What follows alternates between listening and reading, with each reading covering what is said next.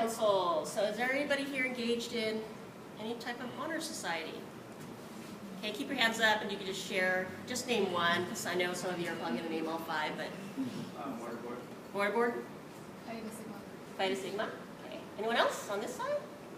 I'm in Phi Kappa Phi. Phi Kappa Phi. Excellent. Anyone else? Okay, so these are the honor societies that make up Honors Council. So we get a lot of calls that students are like, oh, I got this invitation. I don't know if it's legit. Should I pay the money? So if you go to our Honors Council, just Google SDSU Honors Council, these are all the honor societies that we endorse. We also endorse, these are all the, I should say, multi-discipline honor societies, but we also endorse tons of single discipline societies. So if you don't just pay because you get something in the mail that's recruiting you, make sure it's legit. So if it's an email from SDSU, then we obviously endorse it. But if it's an outside email from some other organization or foundation, check with somebody before you throw your money out there, okay? I also want to say that, so Phi Beta Sigma is for freshmen, Golden Key, I believe, is for sophomore students, Phi Kappa Phi is for juniors and seniors, and graduate students. Actually, Golden Key is for graduate students too, I just found out. Mortarboard is, I think, the only honor society where you actually have to apply. So the rest, Phi Beta Kappa, Scholars Without Borders, they basically invite you based on your GPA, okay? And then Mortarboard, and then students can opt in. Mortarboard is the only one that has an application, and they screen them, and they actually select who is who's going to participate in Mortarboard. Common question that we get is, what's the benefit? Does anyone want to share, if you're in an honor society, what the benefit of joining an honor society is? The three that shared. Well, I mean, just one benefit is scholarship opportunities if you want to go to grad school. Okay. So he said scholarship opportunities. Anything else? We meet a lot of people. Meet a lot of people that maybe share the same goals, or you learn about other disciplines. Or so I do recommend that if you get invited, and if students have financial challenges, or maybe you have a financial challenge and you can't pay, contact the advisor and let them know. There is a little bit of money, not a lot, but a little bit of money that might be able to waive your fee. So again, that is a huge benefit, and that's exactly what I tell students. So if you get invited and you want to go to grad school, or you want to study abroad, you actually have access to more scholarships through these honor societies. Oh, and then I guess if you get into all five, they don't really count Whoever's Honors College for this, but if you get into all of these, then you are a recipient of the Henry Jansen Award, and then I think you get another cash prize at the end. So student organization, so just like the colleges, we have student organizations. So the colleges are set up so each college has a college council through AS. It's misleading, but we also have a college council, and it's called the Undeclared College Council. So undeclared is obviously a major code and not a college, but that's just how it's set up. So we do have an undeclared college council, just like the other colleges, and these students get funding to support undeclared students. And then we have Gates to Success, which is a first-generation college student org. Transfer Student Outreach Alliance.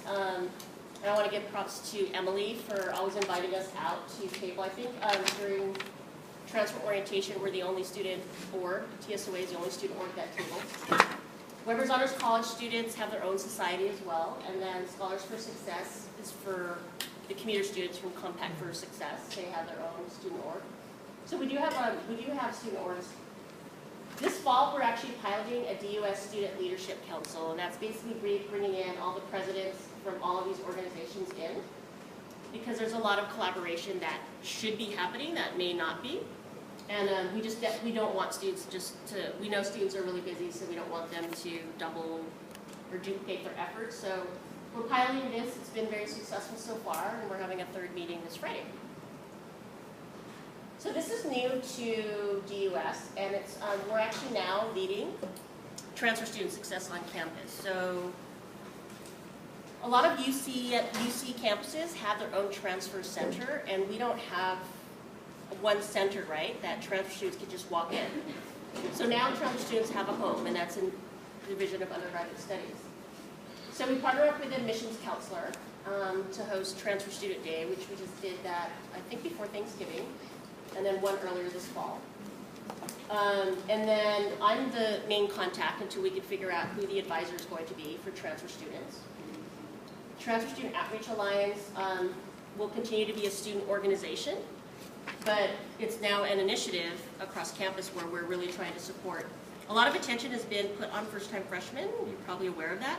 It's because they're a larger segment of the SDSU population, but we can no longer ignore transfer students on campus, and so I think we're going to be seeing some pretty cool activities that will be coming out in 16, 17, 18. We're also trying to increase the number of students enrolled, number of transfer students enrolled in the Weber's Honors College. And then we obviously are going to continue to partner up with new student parent programs, UOP, a lot of the STEM programming, just everybody across campus to better serve and better engage transfer students. Transfer students that only, if you think about it, they come in the fall. For the last couple of years, we've been taking a small number of admins in the spring. But if they come in the fall, like the first-time freshmen, they really only have 3 semesters to do all of the stuff that you're doing. Leadership, research, maybe study abroad, maybe do 1 or 2 internships. So it's so, now more than ever, it's critical that we engage the students earlier, even not just at orientation, but even right after orientation and then throughout the year. So, so that's new in undergraduate studies. And again, we want to engage transfer students in these high-impact practices, just like you said. Service learning, study abroad, internships, undergraduate research, senior thesis, and projects. So as ambassadors, you not only are going to be helping to promote these opportunities, but you yourself should set that goal of completing at least 2 of these before you graduate. Right? Is there anybody that's done everything on this list? Anybody? How about 4? At least 4? How about 3? So we have a couple 3s and 4s. How about 2? Okay. So 1. Has anybody done 1? Everyone's hand should go up because leadership is not on here, but leadership is a high impact activity. Okay. So as you're thinking about not just the role that you serve as an ambassador on campus and, you know, promoting these opportunities across campus, you yourself should be thinking about your professional development and setting goals. I always tell students that I mentor to make sure you set goals that are going to get you a step closer to your dream career of graduate school. That's it for me. So I just want to give some, actually I want to thank everybody at the New Student Parent Programs Office, but obviously want to thank the ambassadors because of your work at orientation. You know, I didn't have help 3 years ago when I started my assistant dean role, but now that I have Paul to help and step in as the advisor, it really relieves a lot of work on my part, but we still rely on your great help, so we appreciate it. I also want to thank Frankie for just staying on top of me. I